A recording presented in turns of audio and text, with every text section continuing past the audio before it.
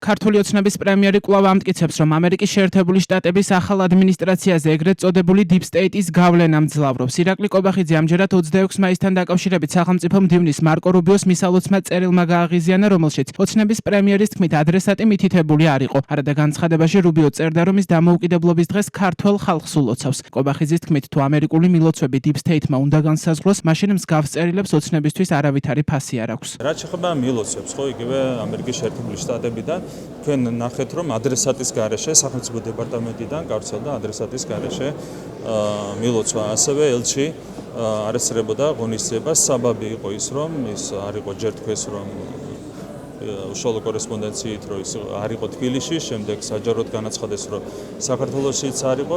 რა თქმა უნდა, ეს არის არასწორი მიდგომა, ერთს მე განმარტავ წუხტურ აშვებით ამის გამო.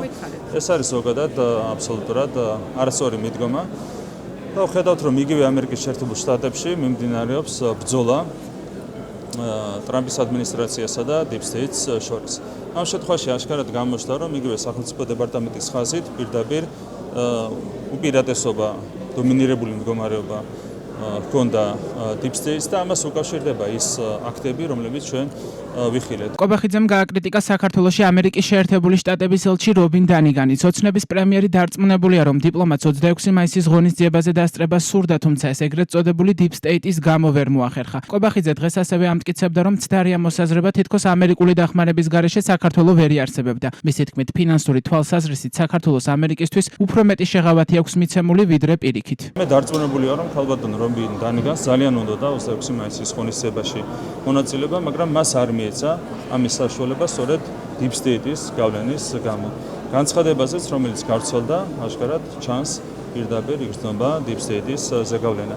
ეს არის დღევანდელი რეალობა. კიდევ ერთხელ გავიმერებ, რომ ასეთ მილოცვას ჩვენთვის რა თქმა უნდა არავითარი ფასი არ აქვს. მე მათემატიკური სიზუსტით დავდეთ ჩემს წერილში ციფრები, რომლებიც ადასტურებს, რომ ჩვენ ფინანსური თვალსაზრისით იმაზე მეტი შეღავათი გვაქვს მიცემული ამერიკის შეერთებულ შტატებში, გულისხმობ სამხედრო მისიებში ჩვენი მონაწილეობით, ვიდრე იქიდან გვაქვს მიღებული დახმარება. არ შეიძლება ასევე მუდმივად საუბარი იმაზე, რომ არა ამერიკული მხარდაჭერა საქართველოს არ იარსებებდა. 3000 წელია არსებობს ჩვენი ქვეყანა, 23 საუკუნეა არსებობს ჩვენი სახელმწიფოეობა.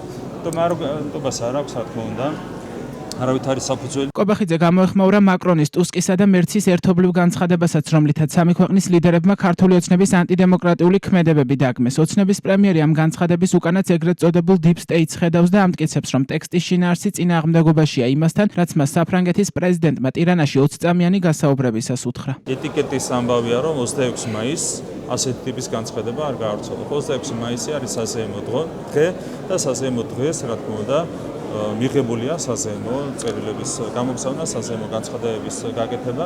პროტოკოლსაც კი არ იცავენ, ეტიკეტსაც კი არ იცავენ.